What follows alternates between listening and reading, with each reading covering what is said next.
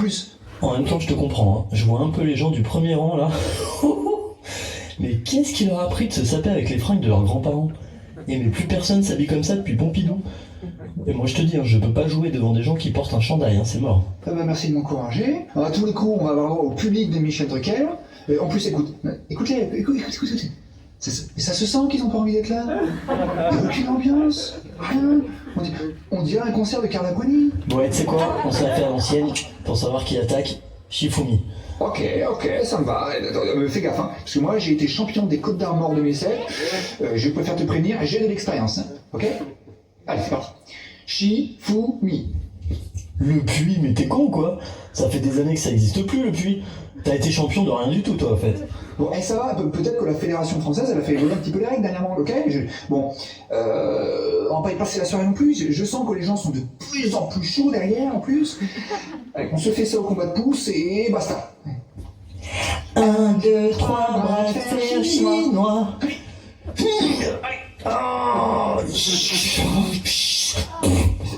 C'était toi qui as fait ce bruit?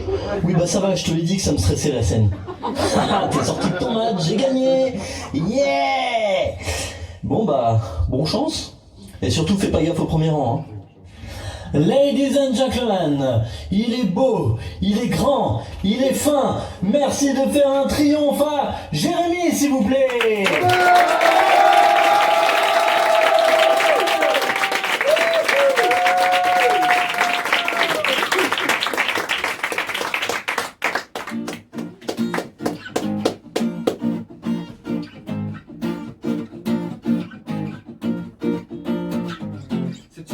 Pour laquelle on n'a pas de vaccin, c'est une pandémie que nous a amené le pangolin. On va peut-être y avoir droit jusqu'en 2021. Seul mon corona. Si t'as mal à la tête, c'est peut-être ton corona. Si t'as mal à la tête, ralentis juste sur la tequila. Si t'as trop mal à la tête, oublie pas de rester chez toi avec ton corona.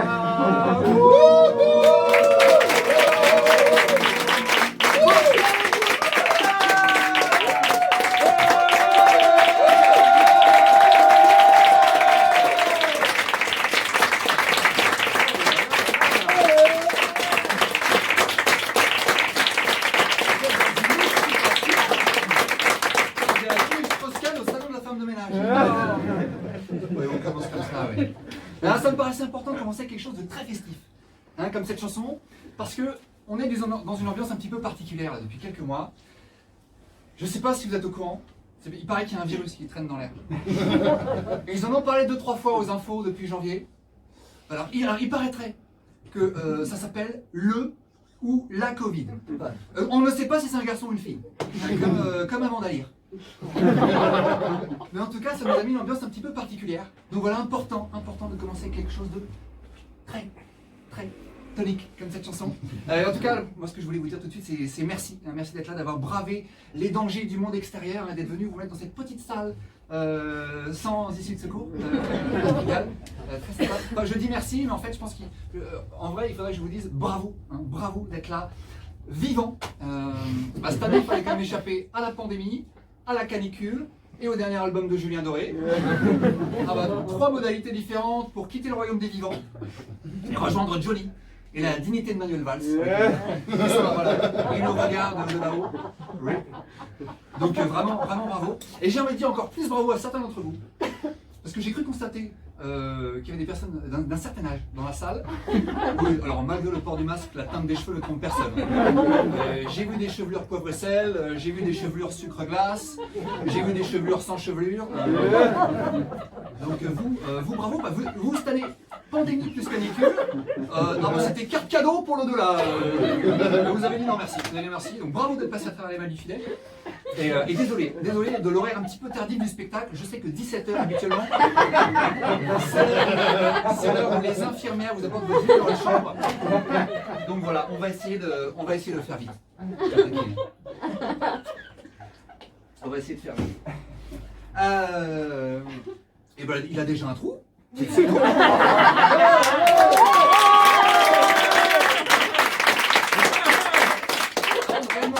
C'est un spectacle qui évidemment a été écrit en partenariat avec le ministère de la Santé et Olivier Véran. J'ai une petite vérification à faire, alors Jérôme si tu veux bien nous allumer.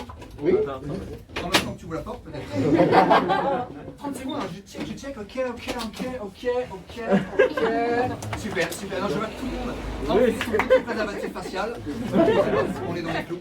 Merci Jérôme, tu peux et refermer la porte et éteindre les lumières. Non, vous savez, le masque, là, le truc dont on avait soi-disant pas besoin il y a 6 mois, et qui va bientôt devenir obligatoire pour aller uriner dans ses propres chiottes. Hein. Ouais, alors moi, je vous avoue que depuis que je remonte sur scène en juin, quand j'arrive là et que je vous vois avec tous ces masques, je me sens un petit peu comme un conférencier à un congrès de chirurgiens dentistes. Alors, je sais pas s'il y en a dans la salle, il y a des dentistes dans la salle? Non, tant mieux, je les déteste. Alors pas en tant que personne humaine, hein, évidemment, c'est juste que j'ai pas des très très bons souvenirs. Mais moi, voilà, je vous vois comme une armée de médecins surdiplômés. Si je collais votre plus haut diplôme dans la vie, c'était le brevet des collèges, que vous aviez eu à la 3e fois, parce que c'est pas si facile, et bien profitez de votre nouveau statut de Bac plus 9, il va durer environ 25 minutes. Ça me stresse un peu d'ailleurs de vous imaginer comme des dentistes, parce que du coup, j'ai l'impression que vous êtes en attente de mes meilleures blagues sur le détartrage dentaire. Je veux que personne ne soit déçu. C'est pas la spécialité de la maison. Hein. Car si vous êtes venu spécifiquement pour ça, allez voir Jérôme à la régie, demandez un remboursement, ne l'obtenez pas et allez vous prendre une suze sur le trottoir d'en face. Hein. Moi, je n'ai rien à vous apporter. Hein. Vraiment. Bon, ça va dans le masque? C'est une vraie question. Hein. Par applaudissement, il y a des gens qui sont un petit peu dans l'inconfort vis-à-vis du masque. Moi aussi, c'est terrible, Non, alors, désolé pour ceux qui sont un petit peu dans l'inconfort, désolé de vous dire que comme métier dans la vie, vous n'auriez jamais pu faire Spider-Man. Hein. Ah bah si tu n'es pas bien dans un masque, tu ne fais pas Spider-Man. Ni braqueur de banque, d'ailleurs. Ah bah vous, vraiment, restez dentiste. Alors qu'en plus, il y a un bénéfice. Hein. Il y a un bénéfice au port du masque. Je pense que tout le monde en a bien conscience, mais outre le côté très rafraîchissant partant de canicule, que tout le monde a constaté, évidemment, il y a un autre bénéfice. Hein. C'est que si par exemple, tu te souviens pas bien de si tu t'es brossé les dents le matin, ah bah là tu es au courant. Hein. Ah bah si c'est ton odeur. Si tu penses que le masque pue, ah non, c'est pas le masque. Ne rejette pas la faute sur un morceau de tissu à 60 centimes qui ne peut même pas se défendre. Hein. Tu assumes ton odeur à Finzer du salon d'agriculture 96. Il y a peut-être même des gens qui, grâce au port du masque, aujourd'hui, ont compris un petit peu mieux ce qu'elles infligeaient aux autres quotidiennement. Regarde, Brigitte du service comptabilité, aujourd'hui elle comprend peut-être un petit peu mieux pourquoi elle mange seule à la cantine depuis novembre 2012. Non, parce que moi je pensais que je mangeais seule parce que les collègues ils avaient très très envie de travailler entre midi et 2. Mais non Brigitte, insiste sur les prémolaires Brigitte. Mais tu le sais qu'une haleine fétide, ça te détruit le lien social. Et voilà, c'est la fin de cette conférence sur la santé bucco-dentaire des Français. Merci de nous avoir suivis. Excellente soirée à tous.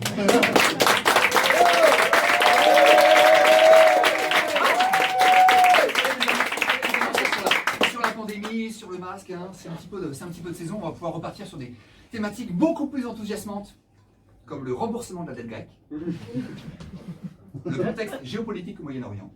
Génial. Et le plus intéressant, je vais évidemment vous parler de moi. Qui suis-je? D'où viens-je? Où vais-je? Et combien de temps vais-je continuer à verser les sujets et les verbes juste pour emmerder le monde?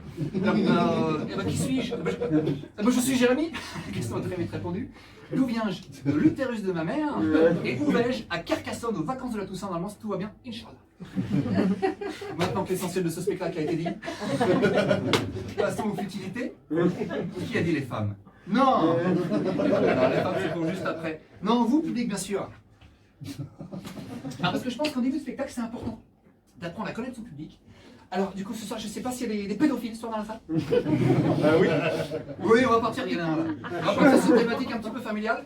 Non, mais je demande toujours en introduction s'il y a des pédophiles. J'en avais assez tranché, moi, quand même, sur la question de la pédophilie. Bon, qui t'a choqué? Je préfère vous le dire tout de suite. Je suis pas fan. Je sais pas pourquoi, je sais pas.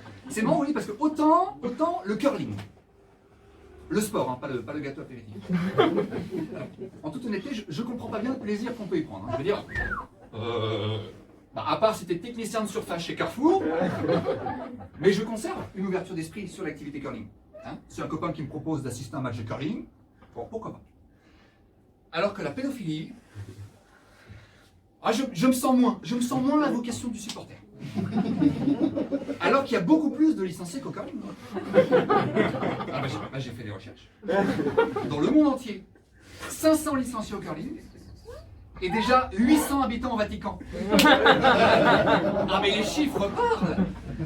Bon, tout ça pour dire que si jamais il y a des pédophiles qui sont égarés dans la salle ce soir, ils ont loupé le spectacle pour enfants qui avait lieu juste avant, je vais peut-être tenir des propos un petit peu radicaux sur vos pratiques, hein, tels que la pédophilie, c'est pas bien. Ou alors attention, moi je suis quelqu'un qui n'a pas peur d'avoir des propos assez engagés, comme les Miss France, c'est ça. Alors, surtout, messieurs dames les pédophiles, ne vous vexez pas. Moi je commence à peine dans le métier d'humoriste, je peux bien sûr pas me permettre de me couper d'une partie du public maintenant. Alors, on va peut-être compris, on va avoir du mal à éviter tous les clichés sur la question de la pédophilie. Les prêtres, les gens du Nord. Après, non, après, je vous rassure, je suis conscient que c'est pas parce qu'on a l'accent ch'ti ou qu'on porte une soutane qu'on est forcément un pédophile. Hein. Enfin, je le connais le proverbe, je le sais que la bite n'effraie pas le moine. En plus de ça, donc, je trouve que globalement on est assez stigmatisant avec les pédophiles. Il n'y a qu'à voir qu'on a montré du doigt des gens comme Frédéric Mitterrand ou Roman Polanski, alors que ce sont des personnes éminemment intelligentes. Ah si, moi je lisais récemment dans un article que déjà enfants à l'école, ils étaient tellement intelligents qu'on disait qu'ils avaient le potentiel pour sauter une classe.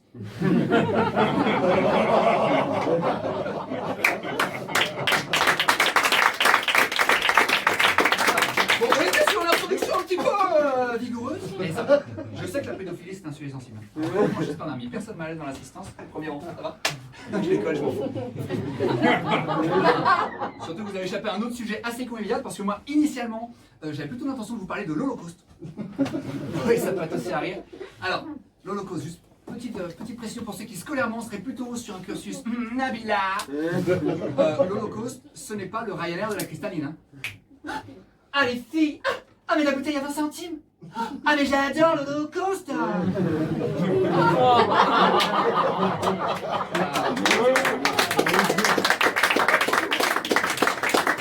Non, je précise toujours parce qu'on ne connaît pas le niveau intellectuel de son public.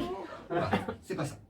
En tout cas, assez soulagé de votre réaction parce que c'est vrai que quand j'ai commencé à écrire ce sketch, je me suis beaucoup interrogé sur ma légitimité à traiter d'un sujet aussi sensible que la pédophilie. C'est pas qui je suis pour la pédophilie. Et puis, il y a peu de temps, j'ai entendu Marine Le Pen parler de tolérance. Oh, le soulagement. Ah bah ça m'a bien aidé. Je me suis dit, si Marine parle de tolérance, je peux parler de pédophilie. Mais si Marine emploie le terme tolérance, je peux parler de la pédophilie chez les chevreuils. Ah bah là, il n'y a plus de limite.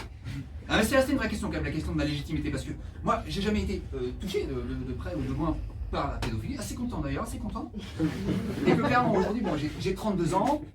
A priori, je suis plus le cœur de cible du pédophile. Hein. Voilà. Toi, tu vois du pédophile un petit peu respectueux de la tradition ancestrale. La pédophilie, c'est comme le centre de formation du Paris Saint-Germain. Si t'es pas repéré à 10-12 ans, c'est pas à 30 balais que tu fais ton trou dans le milieu. Hein. Je sais pas si l'expression était bien choisie. Non, mais ce que j'essaie de vous dire, c'est que quand j'ai cherché ma petite fille à l'école maternelle, c'est une rangée de mecs un peu louches, en imperméable kaki, qui attendent la sortie des classes là-bas aux lèvres devant la grille. Bon, je me doute que je suis pas leur priorité absolue. Bon, imaginons, il y en a un qui vient me voir pour me proposer un paquet de frestagala. Je sais très bien ce que je lui répondrais. Je lui dirais, écoute-moi, inspecteur Colombo. Inspecteur du Colomb. Écoute-moi donc, Christophe. Ce qui te manque dans la vie, c'est une passion, un hobby ou une activité physique un petit peu régulière. Bah tu sais quoi? Eh ben mets-toi au curling. Mais, non, mais ils sont que 500 licenciés. Voilà, bah, ils seront 500, hein. Ils seront 500. Hein. Fin du premier sketch.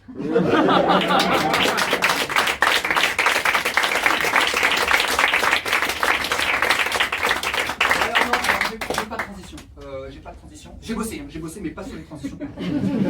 En revanche, j'ai une devinette. J'ai une devinette pour vous ce soir. Est-ce que vous connaissez la différence entre l'amour et un strabisme? L'amour, il y a des couples dans la salle? Est-ce qu'il y a des couples qui sont encore amoureux? Apparemment non. Alors c'est très simple en plus. L'amour, c'est regarder à deux dans la même direction, alors qu'un strabisme, bon, c'est regarder tout seul dans deux directions différentes. Voilà, moi j'aime bien attaquer celui avec une petite blague sur le handicap. Et pour rester sur la thématique du handicap, je voulais vous parler des femmes maintenant. Non,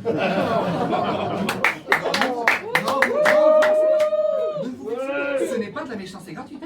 Ah non, vous allez très vite comprendre. Alors peut-être que certains dans la salle se demandent quelle légitimité j'ai à parler des femmes, puisque les plus observateurs l'auront remarqué. Pas une femme. Alléluia. Non, alors. Moi, à la naissance, au loto de la vie, j'ai tiré les bons numéros. Mais attention, si je dis que j'ai tiré les bons numéros, c'est pas uniquement pour être provocant vis-à-vis des femmes. Un peu quand même, mais pas que. Alors, si je dis que j'ai tiré les bons numéros, c'est parce que moi, en tant qu'homme, j'ai parfaitement conscience d'appartenir à la bonne équipe. Voilà. Non, je suis très lucide. Moi, j'ai vraiment conscience d'avoir une position privilégiée. Mais je reconnais que ça n'a pas toujours été le cas. Heureusement qu'il y a 8 ans, j'ai eu la chance de faire l'acquisition une femme. Je sais que c'est sexiste de parler comme ça, j'en ai parfaitement conscience. Après, vous avez tous payé le même prix d'entrée. Je dois aussi essayer de satisfaire la frange misogyne. J'espère que vous me comprenez. Alors, en parlant de ça, est-ce que les hommes qui sont contre l'égalité homme-femme peuvent lever le bras là, que je sache à qui je m'adresse quand je fais ce film-là? La fille, vous repérez? Il est là, on l'aura. Non, et moi, plus précisément, j'ai fait l'acquisition d'une femme qui milite activement pour l'égalité homme-femme. Ah, une féministe pur jus. Hein. Alors bien sûr, quand on s'est mis ensemble il y a 8 ans, moi j'étais pas au courant qu'elle était malade. Dès le premier soir, elle m'a dit, moi tu sais Jérémy, je pense que les femmes elles ont les mêmes droits que les hommes. Je dis, ah ouais, bah prends des Doliprane quand même. La tablette entière, Alors très rapidement, il a fallu que je fasse évoluer mon comportement. Je me suis par exemple tout de suite rendu compte que ça ne lui plaisait pas du tout que je la siffle. Quand j'avais envie de me faire masser les pieds. Ah ben madame se comme vous, j'étais extrêmement surpris. Oui, nous les femmes, on n'est quand même pas des animaux. Vous n'êtes pas des... Ah, vous n'êtes pas des animaux, vous n'êtes pas des foutes de guerre en maîtrise de la langue française non plus. Non, j'ai évidemment pas dit ça, sinon je serais plus là pour témoigner ce soir devant vous. Non, la seule chose que j'ai faite, c'est essayer de m'impliquer plus pour l'égalité homme-femme. Et du coup, en faisant ça, j'ai découvert plein de trucs super intéressants. J'ai découvert que, par exemple, les féministes, alors je ne sais pas si vous êtes au courant, mais les premières féministes, c'était des femmes. Non, ça me fait plaisir, mais ce soir, vous allez repartir avec des bagages de connaissances. Moi, je m'y tout stratégique. Première féministe, c'était des femmes qui voulaient s'émanciper en ayant accès, par exemple, au marché du travail. Parce que c'est vrai qu'il n'y a encore pas si longtemps, les femmes, elles avaient peu, voire pas accès à l'emploi. Et un jour, il y a une femme qui dit à sa copine femme, tu sais, Janine, j'y réfléchis. Pourquoi t'as fait ça? Parce que mon mari m'y autorisait. J'ai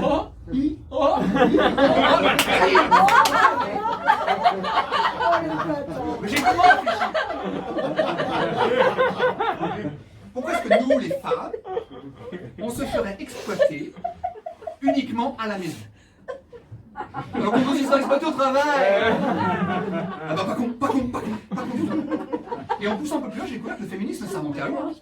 Parce que si on regarde bien historiquement, la première féministe recensée, c'est Jeanne d'Arc. Oh la culture. Bien sûr, c'est Jeanne. Jeanne en 1429. Elle a dit, apportez-moi un cheval, une épée et la coupe de Mireille Mathieu. Non, la coupe au bol, j'aime bien, c'est moderne. Alors si, pour le 15e siècle, si, c'était moderne. Moi, je veux faire comme les garçons, je veux faire la guerre. Résultat, elle a fini femme au foyer.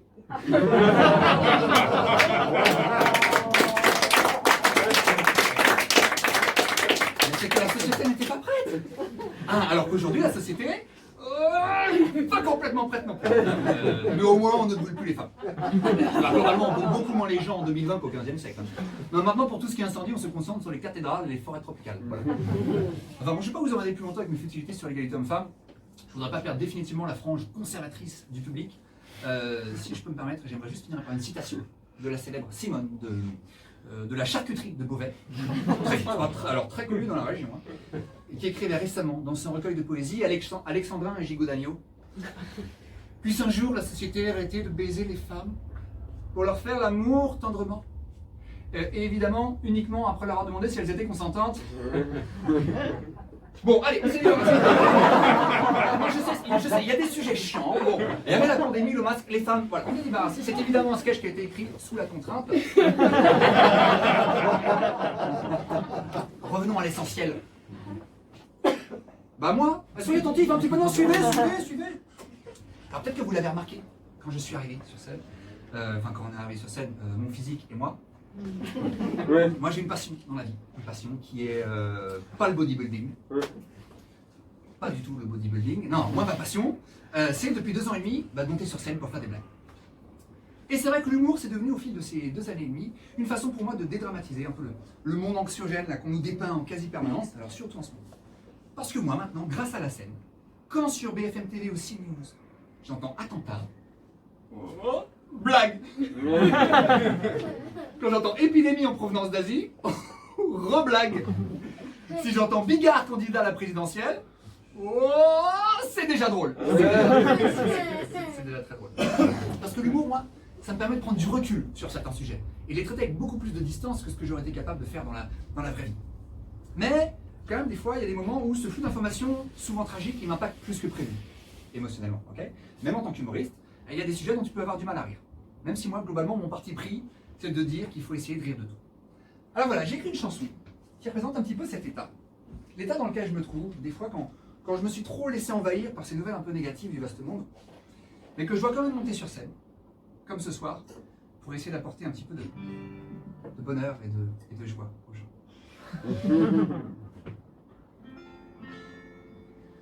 Si ce soir, j'ai pas envie de vous faire marrer, parce qu'avant de venir, j'ai trop regardé ma télé. Sans réfléchir machinalement, je l'avais juste allumé. Ce grand écran plat, des petits Chinois ont assemblé. Non, parce que les composants électroniques, c'est petit. Alors c'est plus facile. D'un coup d'un seul, Jean-Pierre Pernaut était dans ma cuisine sans que je l'y ai vraiment invité. Il me parle du chômage dans les usines. Il me fixe droit dans les yeux et me fait me sentir coupable. Je me demande ce que j'aurais pu faire de mieux si notre avenir est vraiment désirable. Parce que la télé me donne envie de chasser la joie. Chasser la joie. Chez toi, toi, toi. Comme quand t'es en couple avec Bertrand Cantat. Chasser la joie. Chez toi, toi, toi.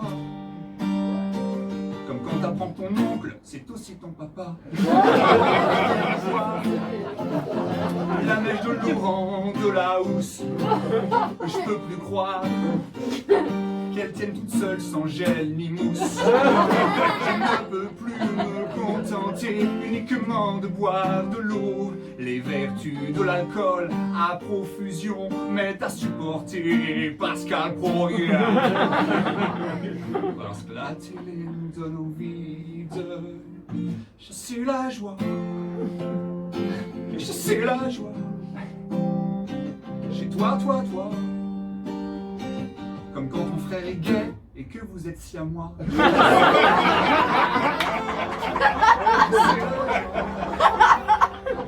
Chez toi, toi, toi. Comme quand tu mets 3 jours à monter un meuble Ikea. Si ce soir, juste après que vous soyez rentrés, vous avez envie d'un tout petit peu décompressé, je ne vous empêche pas, bien sûr, de prendre votre dose d'actualité. Mais s'il vous plaît, tous ensemble ce soir, essayons juste un peu de nous en amuser. Parce que la télé peut donner envie de chasser la joie. Chasser la joie. Chez toi, toi, toi. Comme quand tu cherches un job, mais que tu t'appelles Abdullah. Chasser la joie. Chez toi, toi, toi. Comme quand t'es vegan et qu'on te surnomme Chipolata. Chasser la joie. Chez toi, toi, toi. Comme Lady Di quand elle s'engage sur le pont de l'Alma.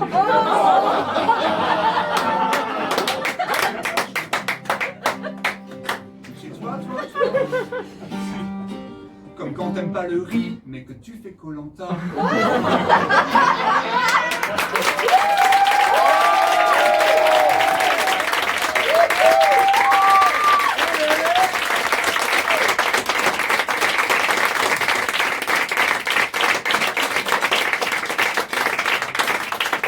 Ah, il y en a des combats à mener. Il y en a des combats à mener dans le monde moderne.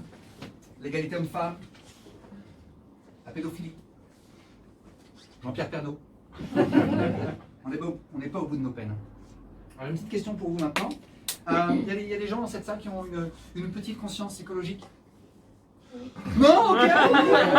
On balance des pneus dans la scène le dimanche matin. On décompresse de la semaine. On est pas sur un public du type choix et nature. On a le public qu'on mérite. Moi, j'essaye d'avoir une petite conscience écologique, en particulier sur la consommation de viande. Moi, ça fait 6 ans que j'ai énormément réduit ma consommation de viande. Pour tout vous dire, en fait, je ne consomme plus du tout de viande. Alors, plus précisément, je ne consomme plus du tout de viande en dehors des repas. Non, mais pendant les repas, jambon, merguez, saucisson, je veux dire, entrée, plat, dessert. Voilà, comme tout le monde, le cochon. Hein, comme tout le monde, comme tous ceux qui n'ont pas de poster du prophète Mohamed dans leur chambre. Mais je veux dire, en dehors des repas, rien. Entre le petit déjeuner et le déjeuner, pas de viande. Pareil, la nuit, quand je dors, tu me verras rarement en train de m'enfiler une entrecôte saignante. Bah, si ça, c'est pas un signe d'engagement pour le monde de demain, je sais pas ce que c'est. Non, plus sérieusement, j'essaye vraiment de réduire au silence le carnivore qui sommeille en moi, mais je reconnais que je reste assez fragile sur le sujet. En particulier sur la consommation de viande bovine. C'est-à-dire que si je sors le samedi soir et que je me retrouve face à quelqu'un qui me propose un burger avec le bon argument, il est possible que je me laisse influencer. Exemple typique de très bon argument contre lequel je ne peux rien faire, c'est monsieur, vous en voulez du burger? Je suis pris au piège! Je suis pris au piège! Qu'est-ce que tu veux que je réponde à vous en voulez du burger? Tu veux que je lui réponde non? Tu veux que je lui réponde non? Et que je lui fasse de la peine là, à ce vendeur de chez McDo qui a à peine sorti de la puberté? Et qui est déjà très rabaissé socialement par le port de la Charlotte. Hein. Tu veux que je lui réponde non? Alors que c'est sa vie à lui, hein, de refourguer des steaks en plastique recyclé à des consommateurs peu regardants comme moi. Ah non, mais je ne peux pas lui faire ça. Moi j'ai un cœur, monsieur dame. I have a heart in my body. Non, c'est dur de réduire sa consommation de viande. Quand ça fait partie de tes habitudes alimentaires. Quand tu as été conditionné comme ça depuis l'enfance. Ah, merci papa. Moi, quand j'ai essayé de la... Non, et puis le pire, c'est que les gens te jugent. Toi, tu essaies de faire un geste pour la planète, les gens te jugent, bien sûr. On te dit que tu vas être carencé, que tu vas manquer de vitamines, d'énergie. L'été, au tournoi de pétanque du camping, t'es choisi en dernier sous prétexte que t'as plus la force de soulever le cochonnet. C'est lourd un cochonnet. Decathlon, ils ont qu'à faire des modèles en polystyrène. Non, moi, quand j'ai décidé de devenir végétarien, eh ben, j'ai besoin de m'accrocher à une personnalité inspirante dans le domaine du végétarisme. Non, parce qu'on a tous besoin d'un modèle. Hein. Les non-violents, ils ont le Dalai Lama. Les handicapés, ils ont François Cluzet dans Intouchable. Moi aussi j'ai besoin de quelqu'un qui allait m'aider à dépasser mes limites. Et en faisant des recherches, je l'ai trouvé. Je l'ai trouvé, ce végétarien inspirant, à Hitler. Et ben moi non plus, comme ça, j'aurais pas dit. Mais Hitler était végétarien. C'est pas du tout un truc qu'on nous dit, ça, dans les manuels d'histoire au lycée. Pourquoi on ne nous le dit pas? Hitler était végétarien. Est-ce qu'on a peur que ça l'humanise? Ah, gentil végétarien. Est-ce qu'on a peur que les adolescents se disent ah, t'as vu monsieur, c'est vrai, Hitler il a exterminé 1, 2, 3, nous irons au bois, 4, 5, 6, cueillir des saucisses, millions de personnes, c'est vrai. Mais, combien de vaches charolaises épargnées grâce à son régime alimentaire? Ah, t'as vu monsieur, c'est pas un monstre. Est-ce qu'on a peur de ça? Plus précisément, il paraît que Hitler, il se nourrissait énormément de céréales. Je crois qu'on peut dire qu'entre 39 et 45, Adolphe, il était un petit peu au four et au moulin. Non. On oublie. Alors, pas de mal. Je pense que je vais avoir la carte de Dieudonné, mais sans le passage par la case succès. Et vous savez pourquoi Hitler est devenu végétarien? Tout ça, ce sont des vraies infos que je vous donne. Hein. C'est un spectacle ludique et éducatif. J'anime les anniversaires les mercredis après-midi pour les enfants de moins de 6 ans. Non, alors Hitler il est devenu végétarien, accrochez-vous. Voilà. Allez, celle du voisin si vous voulez. Parce que... Excusez-moi, c'est toujours un moment un petit peu émouvant pour moi dans ce spectacle. Hitler est devenu végétarien parce que... il ne supportait pas la violence des abattoirs. C'est rigolo. C'est cocasse quand même. Hein, parce que c'est quelque chose qu'on ne met pas en avant, sa sensibilité, son humanité à ce monsieur. Parce que Hitler, c'était un mec comme ça. Hein. Si t'étais pas juif, rome, tzigane, homo, t'étais un mec comme ça. Et en analysant un petit peu tout ça, en prenant du recul, et sans vouloir dédouaner Hitler de tout ce qu'il a fait de moyen bof, hein. Il a fait des choses moyen bof. Ben, je me demande si son message, finalement, il n'a pas été mal perçu. Je me sens un petit peu dans le doute. C'est peut-être qu'en réalité, tout tournait autour de la consommation de fruits et de légumes.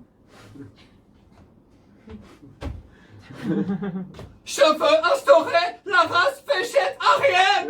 Ah, et ben voilà, vous voyez là.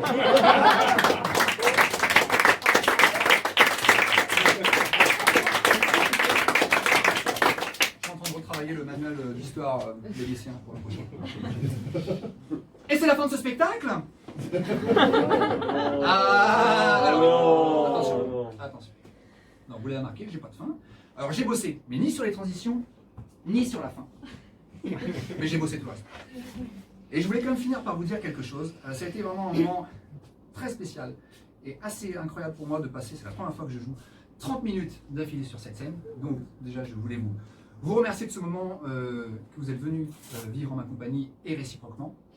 Je voulais aussi dire que j'ai un humour un petit peu taquin. Un petit peu épicé, hein, ok, comme un chili con carne mal dosé. Ça m'arrive. Et j'espère simplement, si jamais donc j'ai blessé ou offensé quelqu'un dans cette salle, je tenais réellement à m'en excuser.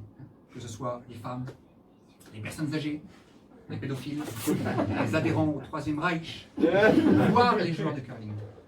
D'accord.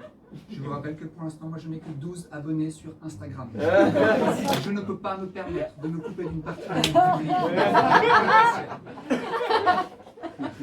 Si votre sensibilité a survécu à ces 30 minutes, je m'engage solennellement devant vous, dans un laps de temps d'1 année, à vous proposer 30 minutes de plus, et promis, pour ces 30 minutes supplémentaires, je vous prépare des transitions et une fin. Merci beaucoup, excellente soirée.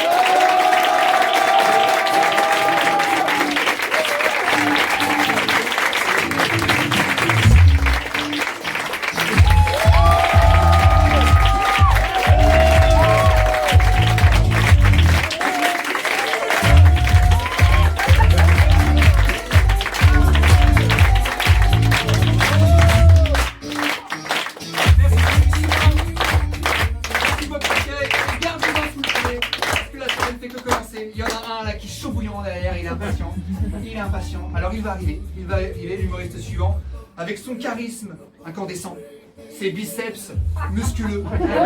Mais attention, il n'est pas qu'un corps. Veuillez s'il vous plaît respecter autant sa puissance comique que son anatomie.